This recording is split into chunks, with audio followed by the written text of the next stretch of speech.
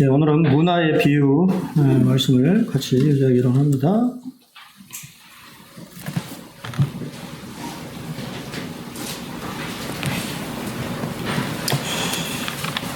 같이 보실 본문은 누가복음 19장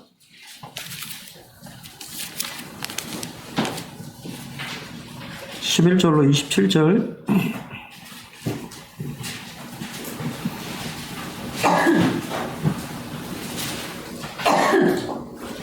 함께 같이 교독하겠습니다. 그들이 이 말씀을 듣고 있을 때에 비유를 더하여 말씀하시니 이는 자기가 예루살렘에 가까이 오셨고 그들은 하나님의 나라가 당장에 나타날 줄로 생각함이더라.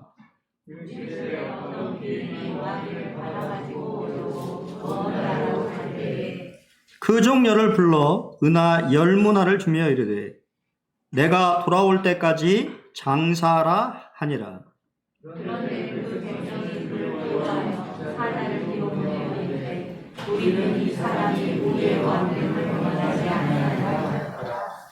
귀인이 왕위를 받아가지고 돌아와서 은하를 준 종들이 각각 어떻게 장사하였는지를 알고자 하여 그들을 부르니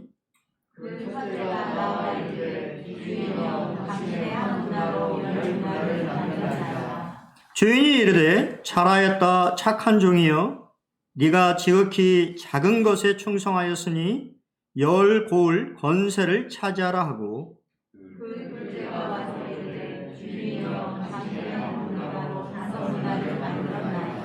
주인이 그에게도 이르되 너도 5 고을을 차지하라 하고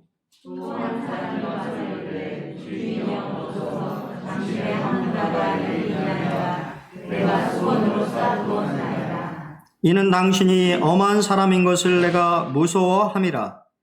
당신은 두지 않은 것을 취하고 심지 않은 것을 거두나이다.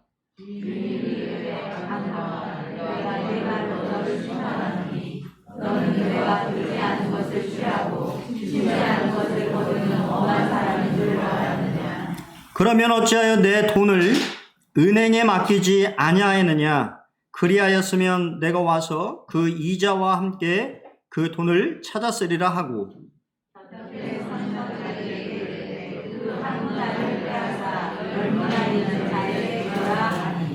그들이 이르되 주여 그에게 이미 10문화가 있나이다.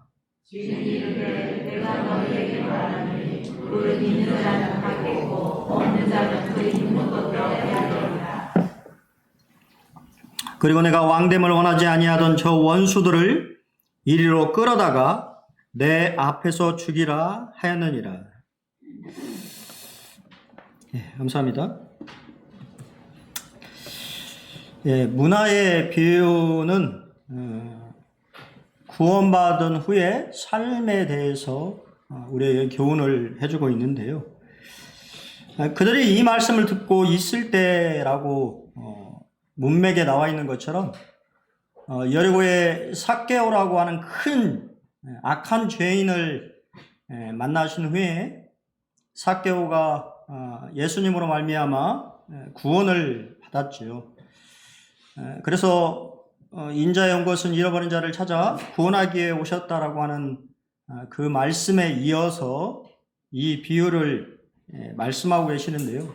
참 시기적절하다라고 하는 생각이 들어져요. 왜냐하면 여리고라고 하는 성은 이 장사꾼들이 많이 모였던 상업도시였어요. 그래서 세금이 상당히 많이 거치는 부촌에 해당되고 또 그 당시에 예수님의 말씀을 듣고 있었던 많은 군중들은 아마 상인들도 상당히 많이 있었던 것으로 보여져요. 그래서 예수님이 이 문화의 비유를 말씀하심으로 이 장사에 대한 그런 부분들을 말씀하신 것을 보면 상당히 시기적절하고 또 듣는 대상들에게도 쉽게 그게 무슨 말인지를 이해할 수 있는 그런 비유였을 거라고 생각이 되어집니다. 찰스 스윈덜 목사님은 이렇게 이야기를 했는데요. 우리에게 가장 필요한 것은 돈으로 살 수 있는 것들이 아니다. 돈으로 침대를 살 수는 있지만 잠을 살 수는 없다. 돈으로 음식을 살 수는 있지만 식욕은 살 수는 없다. 돈으로 책은 살 수는 있지만 지성은 살 수는 없다. 돈으로 쾌락을 살 수는 있지만 평화를 살 수는 없다. 돈으로 동료애를 살 수는 있지만 우정은 살 수가 없다. 돈으로 십자가상을 살 수는 있지만 구세주를 살 수는 없다. 돈으로 성경을 살 수는 있지만 천국 처소를 살 수는 없다고 얘기를 했습니다. 돈에 관심을 많이 가지고 있는 사람들이 모여있는 이 무리들을 보시고 돈과 관련되어 있는 문화의 비유를 말씀하시므로 무엇이 가장 중요한지를 사실은 주님이 우리에게 말하고자 하는 것입니다.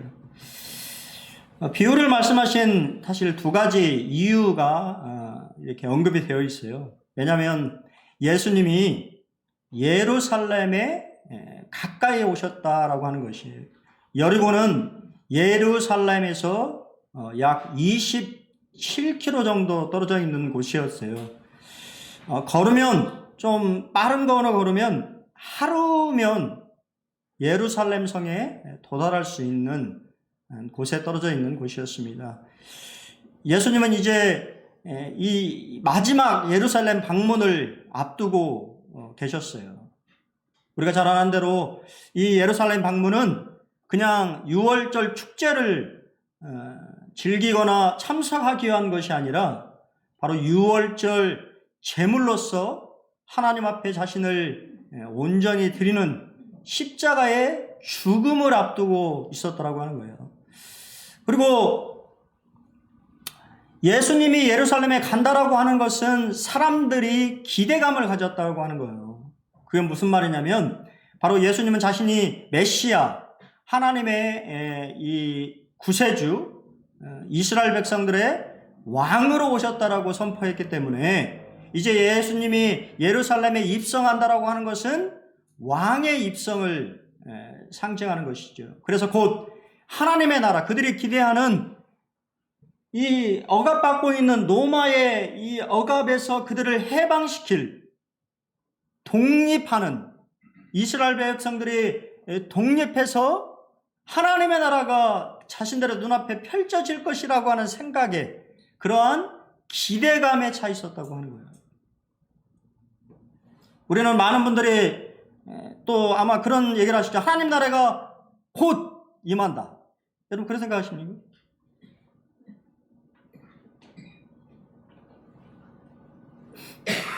제자들은 잘못된 기대감을 가지고 있었어요. 왜냐하면 예수님의 초림과 재림 사이에 막간이 있습니다.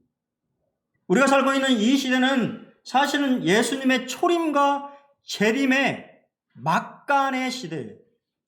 막이 내려져 있는. 우리가 연극을 보면 오페라 같은 연극 우리가 짧게 보면 그렇게 되어 있지 않습니다만 이 오페라나 긴 연극을 보면 중간중간에 막이 내려지죠. 그걸 우리가 막간이라고 합니다. 그 안에서 일어나는 일은 볼 수가 없어요. 무슨 일이 벌어지고 있는지 이해가 되시죠? 연극을 보면 우리가 사는 지금 이 교회 시대, 은혜 시대는 사실은 성경에 기록되어 있지만 비밀에 속하는 것입니다. 유태인들은 보지 못한 비밀이었어요. 막간입니다.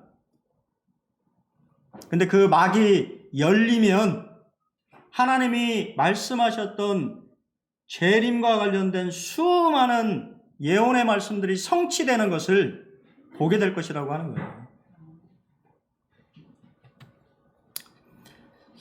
이 문화의 비유는 사실 저희들은 이렇게 썩 와닿지 않을 거예요. 하지만 말씀을 듣고 있던 이 군중들은 너무도 잘 아는 이야기가 그 배경 안에 담겨져 있습니다. 사실 그 당시에 이 예수님이 태어나기 이전에 이제 헤롯 대왕이 이스라엘을 통치했어요. 그리고 나중에 혹시 성지순례를 가시면 우리가 보는 사실 헤롯 대왕과는 조금 사뭇 이미지가 다릅니다. 유태인들이 생각하는 또 그 팔레스타인, 지금 현 팔레스타인 사람들이 바라보는 헤롯 대왕은 상당히 성공한 그러한 인물로 들어져 있어요. 왜냐하면 우리가 만나는 수많은 방문하거나 만나는 유적지의 대부분이 헤롯 대왕이 만든 거예요. 헤롯 대왕은 상당히 뛰어난 건축가였습니다. 그렇기 때문에 지금까지도 헤롯 대왕이 만들어 놓은 유적지가 상당히 많이 남아 있어요. 그래서 상당히 어떻게 보면 고고학적으로나 또 성지를 방문하시는 분들 입장에서 보면 헤롯 대왕이 상당히 고마운 사람에 속합니다. 왜냐하면 그 사람이 지은 것들이 지금도 남아 있어요. 그리고 서쪽 벽, 우리가 말하는 예루살렘 방문하시면 이제 서쪽 벽, 통곡의 벽이라고 하는 곳을 가는데 그것도 헤롯 대왕이 만든 것입니다. 그런 것들을 이제 생각해보면 우리가 이제 헤롯 대왕의 죽음 후에 아들들이 있었는데요. 유대를 통치를 이렇게 이제 했던 아들이 누구냐면 아켈라오라고 하는 인물이에요. 근데 이 아켈라오는 아버지하고 조금 성품이 좀 비슷했던 것 같아요. 우리가 자식들도 보면 좀 유한 아들도 있고 또 그렇지 않은 아들도 있는데 이 아켈라오는 우리가 여기 요세푸스라고 하는 유대 전쟁사에 보면 예루살렘 성전에서 반란에 모의했다라고 하는 제목으로 약 3,000명의 유대인들을 학살했습니다. 그러니까 좀 잔인한 인물에 속해요. 그래서 BC 4세기경에 헤롯 대왕의 죽음 이후에 아들인 아켈라오가 왕이라고 하는 칭호를 받고 싶었는데 로마에서는 거절을 했어요. 황제인 아구스트 황제가 거절했는데 그 거절한 이유가 뭐냐면 이 아켈라오가 너무 잔혹한 사람이고 그들은 유태인들이 싫어했습니다. 그래서 사절단을 보냈어요. 로마 황자에게 사절단을 보내서 이 아켈라오가 통치하기를 원하지 않는다라고 하는 사절단을 파견을 했습니다. 그래서 오늘 비유해 보면 그러한 것들이 조금씩 녹아져 있어요. 근데 이 아켈라오가 로마에 가서 상당히 공을 많이 들였어요. 황제에게 당연히 요즘 말로 하면 로비를 했겠지요. 뇌물을 주고 상당한 시간을 들여서 이 황제의 마음을 바꿨습니다. 그래서 왕은 안 되고 그러면 분봉왕, 우리 분봉왕 들어봤죠? 성경에 나오죠? 왕은 왕이 돼 섭정하는 왕, 분봉왕이라고 하는 타이틀을 얻어서 돌아옵니다. 그리고 이 로마 황제는 우리가 잘 아는 것처럼 그래서 어떻게 보면 이런 이 정치적인 계산이 깔려서 누구를 파견하냐면 총독을 파견해요. 그것이 바로 나중에 우리가 잘 아는 건 빌라도입니다. 그러니까 권력 구조가 이원화되어 있었던 거예요. 헤롯 대왕 때는 헤롯 대왕이 모든 권력을 소유했지만 이 아켈라오의 이 통치 시대에 와서는 아켈라오가 통치적인 힘을 가지고 있고 동일하게 로마의 총독을 파견해서 총독에게도 힘을 이렇게 줬습니다. 그럼 당연히 이 아켈라오는 돌아와서 어떻게 했을까요? 유대인들에게 맞는 정책을 폈겠습니까? 자신을 반대한 유대인들을 탄압하고 억압하기 시작했어요. 자신을 반대하는 인물들을 숙청했습니다. 이런 이야기가 이 문화의 비유에 깔려 있어요. 예수님 말씀하신 이 문화의 비유는 아켈라오의 그런 역사적인 맥락과 상당히 많이 일치하는 부분입니다. 예수님은 왕이시죠. 세 가지 관계를 생각해 볼 수 있는데요. 첫 번째는 거절하는 사람들입니다. 지금도 수많은 사람이 예수님의 왕되심을 거절하고 있어요. 당연히 결과는 심판입니다. 두 번째는 영접하는 사람들입니다. 영접은 하되 충성은 하지 않는 것이에요. 참 안타깝게도 영접은 하지만 왕으로서의 주님의 주권을 인정하지 않고 살아가는 사람들이 있다 그 말이에요. 그러면 그러한 사람들은 뭐가 없을까요? 상급이 없습니다. 세 번째는 영접하되 그분의 주권을 인정하면서 충성스럽게 살아가는 사람들은 당연히 상급이 주어집니다. 다스리는 권세와 관련이 있다고 문화의 비유는 우리에게 말해주고 있어요. 여러분은 어떠한 관계 속에 있습니까? 예수님의 왕되심을 거절하는 사람입니까? 아니면 영접은 했어도 그분의 주권은 인정하지 않고 여전히 내가 주인처럼 살아가고 있습니까? 아니면 영접하신 후에 그분의 왕되심을 인정하고 그분의 주권 아래에 살아가고 있습니까? 달란트 비유와 문화의 비유는 상당히 나중에 한번 비교해 보시면 거의 비슷합니다. 내용이 거의 비슷해요. 하지만 알아야 될 것은 다르다고 하는 거예요. 이 비유는 문맥의 내용도 다르고 또 실제적으로 이 비유의 이 대상 또한 다릅니다. 달란트는 원래 유대인의 무게 단위를 세는 중량이고요. 문화는 이방인들의 돈에 대한 중량을 말하는 거예요. 무게를 말하는 거예요. 이 달란트 비유는 유태인들에게 한 비유입니다. 1차적인 대상이. 그리고 문화의 비유는 아까도 말씀드린 막간의 이 교회 시대, 지금 이 자리에 앉아 계시는 모든 성도님들에게 대상이 되는 비유예요. 이 달란트 비유는 지급도 다릅니다. 각각 그 재능대로. 사람은 능력과 재능이 다 다르죠. 제가 그걸 어떻게 알았냐면, 능력이 다르다고 하는 것을 제가 군대에서 알았어요. 제가 소대장이었는데요. 제 전령이 서울대 수학과였습니다.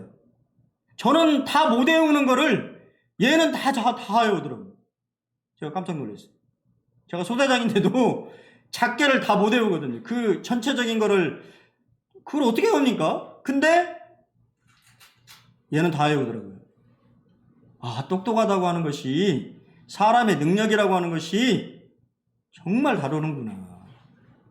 제가 그거를 보고, 사람이, 이게 제가 직급만 높은 것이지, 정말 얘가 똑똑한 애구나라고 하는 거를, 그래서 좀 죄송한 말이지만, 걔가 이 전령을 했을 때 저녁에 깨본 적이 없어요. 이해가 되십니까? 모든 저녁가 새벽에 오거든요. 근데 이 똑똑한 친구가 저를 안 깨우기 위해서 모든 질문에 다 대답을 하는 거예요. 그래서 제가 일어난 적이 없어요. 근데 안타깝게도 그 전령이 제대를 했어요. 그리고는 당연히 최고의 인력을 뽑아라. 그렇게 주문하지 않았겠어요? 제가 이렇게 하는 건 아니지만, 그래서 이 P대학교, 부산에 있는 상당히 좋은 대학교에 전령을 뽑았는데 매일 깨우는 겁니다. 매일 전화를 받았어요. 능력의 차이가 있어요. 달란트는 능력에 따라서 지급돼요. 사람은 다 재능과 은사가 다 다릅니다. 똑똑한 사람들 엄청나게 많아요. 서울에 가보십시오. 똑똑한 사람들 얼마나 많은지. 명함도 못 내밀어요. 제가 명함도 못 내밀었잖아요. 근데 문화는 다르다고 말입니다. 한 문화씩 모든 성도들에게 주어진 거예요. 능력과 재능에 상관이 없어요. 여러분 모두 다 한 문화씩을 받은 것입니다. 결과도 달라요. 충성되지 못한 자에 대한 이 결과는 지옥에 갑니다. 바깥 어두운 곳에 끌려가서 울며 이를 간다고 하는 것이 달란트 비유의 마지막이에요. 하지만 문화 비유에는 상급을 빼앗기지만 형벌에 대한 언급이 없어요. 그렇기 때문에 구원받았다고 하는 것이 놀라운 것입니다. 여러분들의 삶이 어떻든지 간에 구원받았다고 하는 것은 형벌은 받지 않아요. 근데 상급은 없다고 하면 얼마나 슬프겠습니까? 문화는 일문화, 그러니까 중량을 말한다고 말씀드렸어요. 돈의 무게를 말하는 것입니다. 그래서 일문화는 100드라크마 정도 되고요. 그것은 60분의 1 달란트의 무게를 의미합니다. 1드라크마라고 하는 것이 노동자의 일일치 품삯을 의미하니까 현재 뭐 이렇게 어떤지 모르겠습니다만 그냥 9만 원, 뭐 10만 원 잡아보면 약 900만 원에서 1000만 원을 여러분에게 주신 거예요. 기본 어떤 투자를 할 수 있는 어떤 목돈처럼 그 정도의 중량, 가치를 지닌 것들을 모든 구원받은 사람에게 주어졌습니다. 그럼 도대체 문화는 뭘까요? 윌리엄 맥도날드 형제님은 문화에 대해서 이렇게 우리에게 설명해 주는데요. 주님의 종들의 은사와 재능에는 차이가 있지만 아까 말씀드리는 그 달란트 비유, 그들이 공통적으로 소유한 것이 있는데 복음을 전하는 특권이나 그리스도를 세상에 나타내는 일이나 기도의 특권 등이 그러하다. 분명 문화는 그러한 것들을 가리킨다. 이해되시죠? 다른 분의 말씀도, 존 비비오 목사님의 말씀도 보면 문화는 하나님의 말씀의 진리, 우리의 근본적인 믿음, 우리 마음에 흠뻑 뿌려진 하나님의 사랑, 각 신자에게 주어진 언약과 같은 축복이다. 이것은 누구나 똑같이 받는다. 처음부터 뭐가요? 더 받는 사람은 아무도 없다. 문화비유의 특징은 공평하게 받는다고 하는 것이, 다 받았다고 하는 것이, 나는 안 받았는데요. 천만의 말씀이에요. 여러분 받으셨어요. 그리고 받고 있습니다. 대장간에서 2장 4절에 보면 복음을 위탁했다고 우리에게 말합니다. 하나님이 여러분들에게 복음을 맡기셨어요. 나는 안 받았는데요. 천만의 말씀이에요. 이미 받았다고 말씀하시잖아요. 구원받았다라고 하는 것은 복음을 위탁받은 것입니다. 가지고만 계시면 안 되는 거예요. 고린도후서 5장 19절에도 화목하게 하신 그분께서 화목하게 하는 말씀을 우리에게 부탁하셨다고 말씀하십니다. 여러분 이미 이 복음이라고 하는 것을 부탁받으셨어요. 그것을 누군가에게, 내 이웃이나 친척이나 내 주변에 있는 사람들에게 나누어 주라고 부탁받으셨어요. 우리의 은사와 능력은 다릅니다. 하지만 할 일은 똑같다고 하는 거예요. 데살로니가서 이 성도들은 이 일을 열심히 했습니다. 그래서 그들의 소문이요 널리 퍼졌어요. 데살로니가라고 하는 동네는 조그마한 동네였지만 그 소문이 마게도냐와 아가야라고 하는, 지금으로 말하면 이 군산의 소문이 전라북도에 있는 모든 도시에 퍼졌다고 말이에요. 여러분, 우리 참 교회가 그런 교회가 돼야 되지 않겠습니까? 최소한 전라북도에라도 퍼져야 되잖아요. 군산 보내놓교회는 참 좋은 교회라고, 그들의 믿음의 소문이, 그들의 믿음이 참 좋다고, 형제 사랑이 뜨겁다고, 그러한 소문들이 퍼져야 되지 않겠어요? 데살로니가 교회는 그렇게 퍼졌다고 말입니다. 수도의 중심부까지 그들의 소문이 퍼졌어요. 그리고 사도 바울의 일행들은 그 말씀이 더욱 퍼져라고 하는, 퍼지기를 원하는 기도를 해달라고 부탁하고 있어요. 여러분, 우리는 어떻습니까?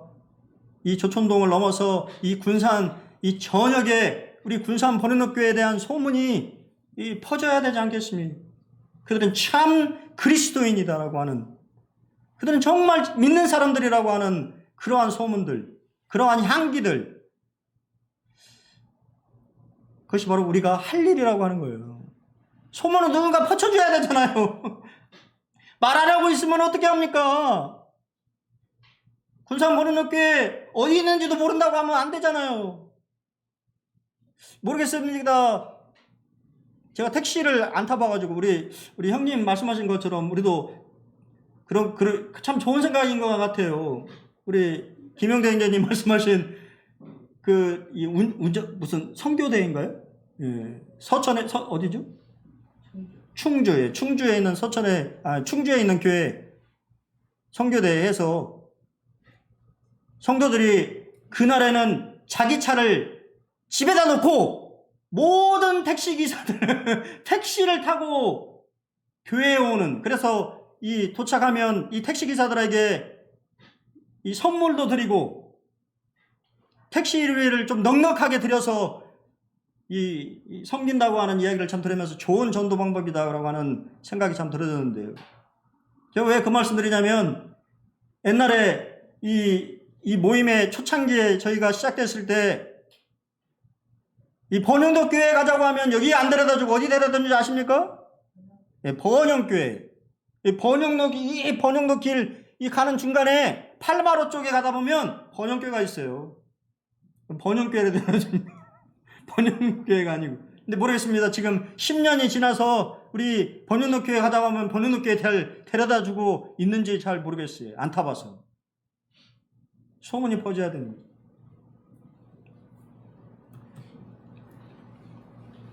주님의 제자들은 주님의 말씀을 잘 따랐을까요? 내가 돌아올 때까지 장사하라고 부탁했어요. 어떻게 장사했습니까? 우리가 이 초대교회 모습을 보십시오. 수만 명의 사람들이 따랐는데 오순절날 예수님이 죽으신 후에, 그리고 부활하시고 이 오순절이 다가왔을 때 모인 제자의 수는 약 120명이었습니다. 120명이 처음 초대교회로 모였어요.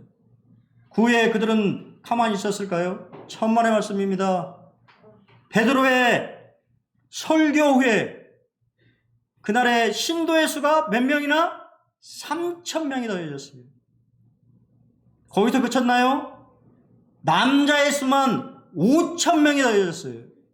남자의 수만 5,000명이라고 하면 여자는 당연히 더 많은 숫자가 모였다라고 하는 것이죠. 자매들은 카운트도 안 했어요.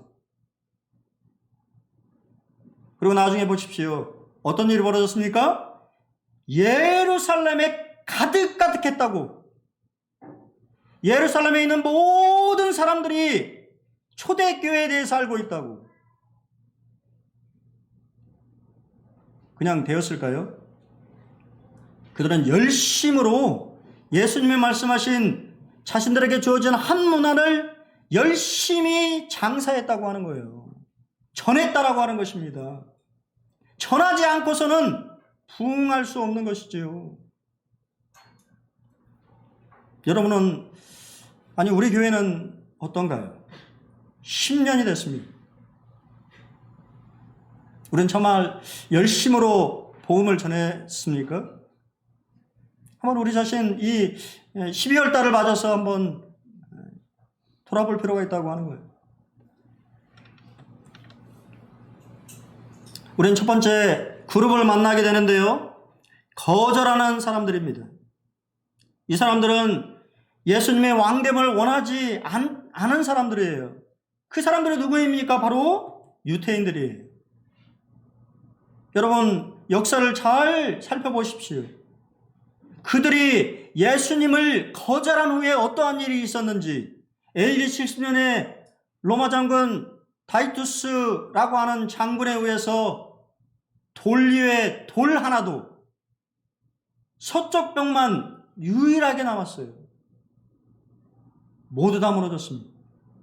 그리고 그들은 거의 2000년인 가까운 시기를 나라 없이, 한 1500년 가까이 되는 이 시간 동안 나라 없이, 우리나라도 일제 37년이라고 하는, 그래서 지금도 우리나라 마음속에, 한국인 마음속에 일본이라고 하면 이를 갈, 조그만 어린아이도 한일전이라고 하면 무조건 이겨야 된다고 하는 그런 마음을 가지고 있는데, 유태인들은 무려 1500년 동안 나라가 없이 떠돌았어요.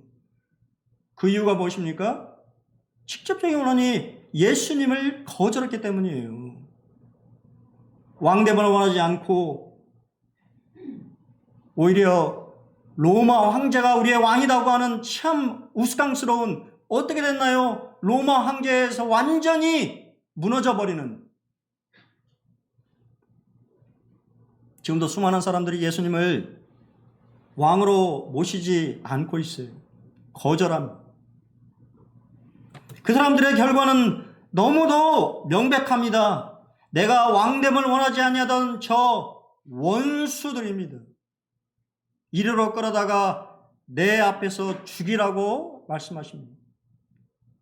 거절하는 자의 결말은 심판과 형벌이에요.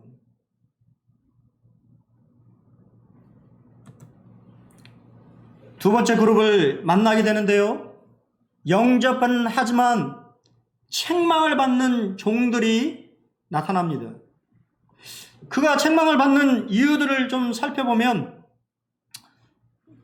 예수님이 주인 이 문화를 우리 성경에는 손수건이라고 되어 있는데요. 이 손수건이라고 하는 단어가 아람어인데, 이 아람어의 손수건이라고 하는 그 발음과 땅이라고 하는 발음이 거의 비슷해요. 그리고 실제적으로 그들의 이 돈을 손수건으로 싸서 어디다 뒀냐면 땅에다 묻어뒀습니다.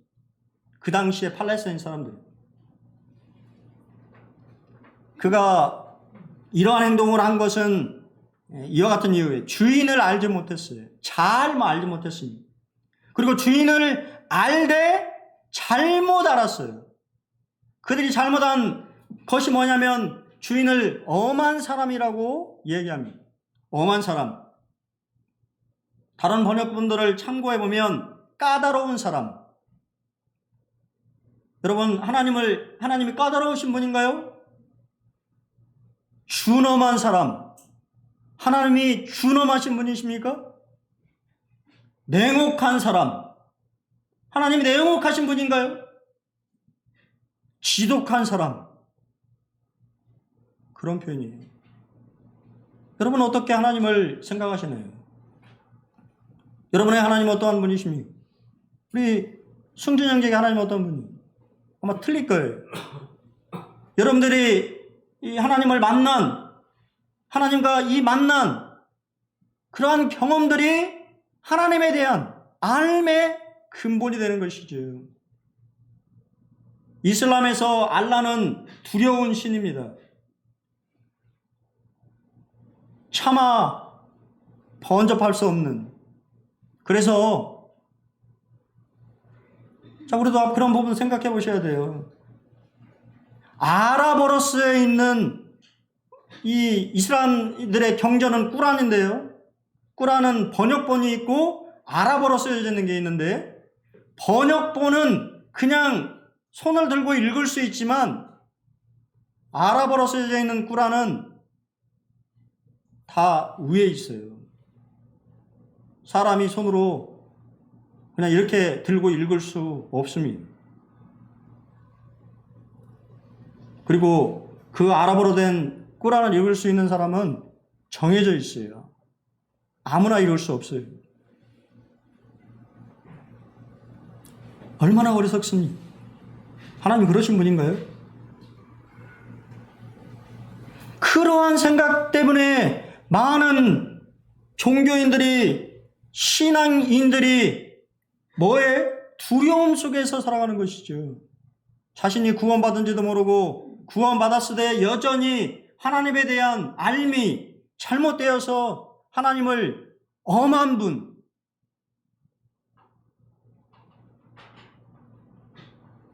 그리고 그러한 사람의 특징이 한 문화를 지키는 데에만 관심이 있어요. 자기만 구원받으면 된다고 하는 생각. 주님은 그러한 생각을 가진 종에 대해서 뭐라고 그랬습니까? 악한 종이라고 말하고 있어요. 왜냐하면 이기적이기 때문에.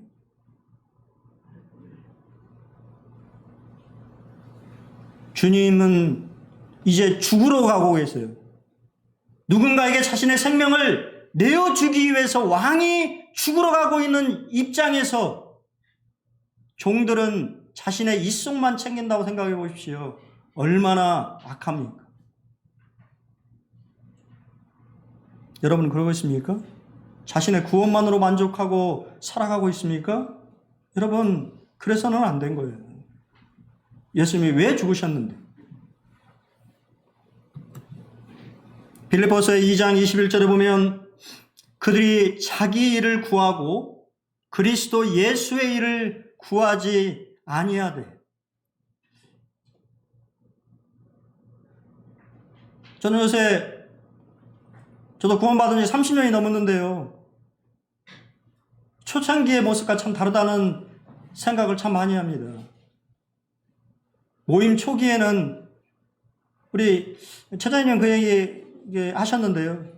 모임에 참 이렇게 초창기에 여러 모임들 쫓아다니셨다고 하는 이야기를 참 들었는데요.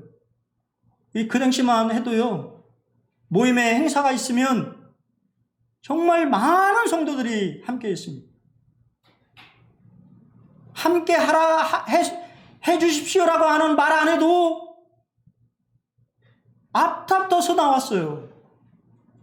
성도들이 만나고 싶어서, 성도들을 만나는 게 좋아서, 그분에게 무엇인가를 좀 배울 수 있을까 하는 마음에서. 지금은 어떤가요?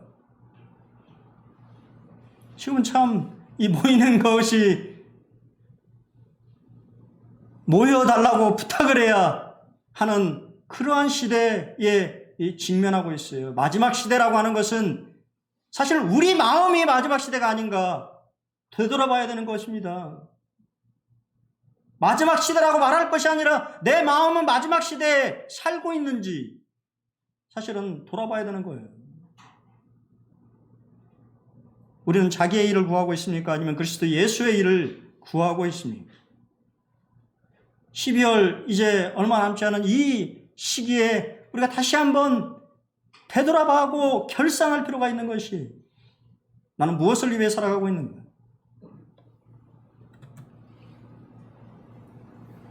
토저는 그의 책 십자가에 못 박혀라고 하는 책에서 이렇게 얘기합니다. 영적 실패자로 바칠 것인가? 그리스도인이 되었지만 실패자가 될 수도 있다. 광야에서 떠돌았던 이스라엘 민족의 경우가 바로 그렇다. 그들은 하나님의 백성이었고 그분의 보호와 공급을 받았지만 실패자였다. 그들은 그분이 원하시는 자리에 있지 못했다. 어중간한 위치에 있었다. 과거에 있었던 곳과 마땅히 있어야 할 곳 사이에 중간쯤에 있었다. 그들과 똑같은 상태에 있는 주님의 백성이 오늘날 많이 있다. 이러한 사람들은 영적 실패자로 살다가 영적 실패자로 죽는다. 여러분 여전히 이스라엘 백성들처럼 머뭇거리고 있지는 않습니까? 여전히 애굽을 그리워하고 애굽의 삶에 취해서 그곳으로 돌아가자고 하는 그러한 삶을 우리는 살아가고 있지 않는지 우리 자신을 한번 점검해 봤으면 참 좋겠습니다. 여러분들 모두가 영적 성공자로 주님 앞에 서기를 바랍니다. 그래서 정말 많은 상급들을 받을 수 있는 그러한 분들이 됐으면 참 좋겠습니다. 저는 마지막으로 칭찬을 받는 종이 되었으면 좋겠습니다. 여러분 모두가 우리 주님의 칭찬 잘하였다. 착하고 충성된 종아 정말 잘했다. 잘 이겨냈다. 믿음을 잘 지켰다라고 하는 그러한 평가를 받았기를 소원해 봅니다. 칭찬을 받는 종의 강조점은 그가 즉시 순종했다고 하는 것이에요. 주님이 장사라고 했을 때 바로 가서 장사했다고 하는 것입니다. 여러분 구원받았을 때 처음에 받았을 때 열정을 한번 생각해 보십시오. 전하고 싶어서, 알려주고 싶어서 바로 누군가에게 다가가서 내가 받은 이 구원에 대해서 전했던 적이 있지 않습니까? 지금도 그런 열정을 가지고 있습니다. 가지고 있지 않다면 회복해야 되는 것이죠. 그들은 정말 열심히 지혜롭게 행했습니다. 열심히 지혜롭게 행했다라고 하는 것은 하나님의 뜻을 물으면서 그분의 뜻대로 장사했다라고 하는 것을 의미하는 것이죠. 그리고는 그들의 결과는 배가 있습니다. 한 문화로요 10배의 이윤을 얻었어요. 정말 이런 투자자가 있습니까? 하나로 10배를 수익을 냈어요. 그리고 다른 사람은 5배의 수익을 냈습니다. 어떻게 냈을까요? 수익의 비결은 충성도예요. 그분의 말씀에 얼마나 충성스럽게 순종했느냐에 따라서 상급이 달라졌다고 말입니다. 상급은 배가한 정도와 정비례합니다. 헌신과 희생의 정도에 따라서 그분의 나라에서 상급을 받을 것이에요. 상급은 그리스도의 왕국에서의 다스리는 것과 관련이 있다고 성경은 말하고 있습니다. 하나님 나라의 결산법, 우리는 연말에 참 결산을 많이 하죠. 한 해 어떻게 살았는지, 또 재정이 어떻게 됐는지. 그렇다고 한다면 하나님의 나라도 결산이 있는 것이에요. 각각 다른 사람은, 우리가 착각하는 것이 다른 사람은 별로 이렇게 신경 쓸 필요가 없어요. 하나님 앞에 각각 쓰는 거예요. 각각 어떻게 장사했는지를 알고자 하여 그들을 부르니 주님은 여러분 각각을 부르실 것입니다. 내가 준 한 문화로 어떻게 장사했는지, 어떻게 사용했는지 물으실 거예요. 그리고 여기 영적 배가가 있습니다. 무릇 있는 자는 받겠고 없는 자는 그 있는 것까지 빼앗긴다라고 하는 것이 주님의 결산법이에요. 있는 자, 주님 앞에 충성하고 헌신한 사람들은요 더 많은 기회와 문이 열리는 것이에요.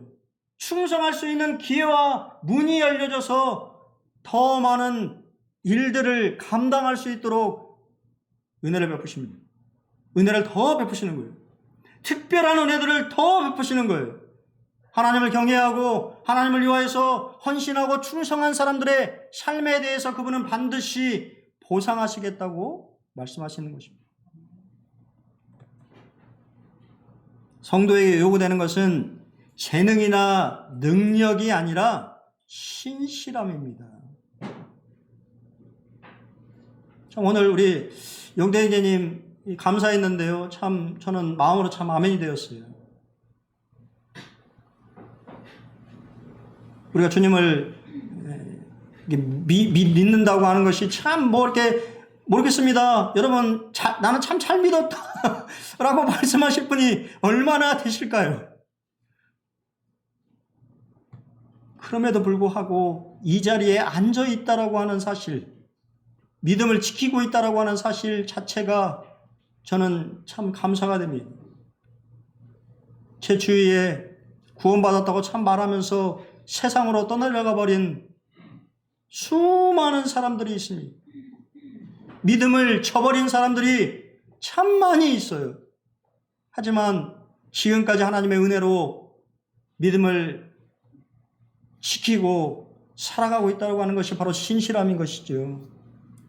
맡은 자들에게 구할 것은 뭐라고요? 충성입니다. 충성. 여러분 올 한 해도 이 마지막까지 충성하시고 주님이 오시는 그날까지 충성하시기를 바랍니다.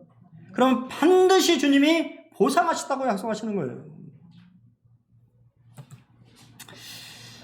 네 가지를 말씀드리고 말씀을 줄이겠습니다. 첫째, 우리는 재림은요, 언제라도 일어날 수 있습니다. 근데요, 아직은 아닌 재림 사이에 있다고 하는 거예요. 이해가 되십니까? 언제든지 일어날 수 있지만 주님은 여전히 인내하시고 참으시는 분이시에요. 근데 중요한 것은 우리의 신앙이 긴장 상태에 있냐라고 하는 거예요. 깨어 근신하고 있냐고 하는 거예요. 주님이 언제든지 올 수 있다라고 하는 준비 상태가 되어 있냐고 하는 것입니다. 이것이 중요한 것이. 나는 긴장하고 있니? 아니면 퍼져 있는지? 영적으로 퍼져 있는지? 아니면 언제라도 주님이 오시면 갈 준비가 되어 있는지 생각해 보셔야 돼요. 둘째, 반드시 때가 되면 그리스도의 왕국이 실제로 임하신다고 하는 것이에요. 세 번째는 우리가 소유한 모든 것이 하나님의 것이라고 하는 것입니다. 하나님의. 넷째, 우리가 받은 주님의 문화, 내 문화가 아닙니다. 주님이 주신 문화가 있어요. 모든 성도들에게 그 문화를 그냥 묻어두지 말고 열심히 그러고 지혜롭게 투자해야 합니다. 투자해서 많이 남기셔서 주님의 보상을 받는 우리 군산 본원교회 성도들이 되셨으면 참 좋겠습니다. 정말 칭찬받는 성도님들이 되셨으면 참 좋겠습니다. 오늘 한 해 12월 몇 주 안 남았는데요. 잘 또 마감하시고 내년에 또 힘차게 주님을 위해서 더 헌신하시는 우리 군산 본원교회 성도님들이 되셨으면 참 좋겠습니다. 감사합니다.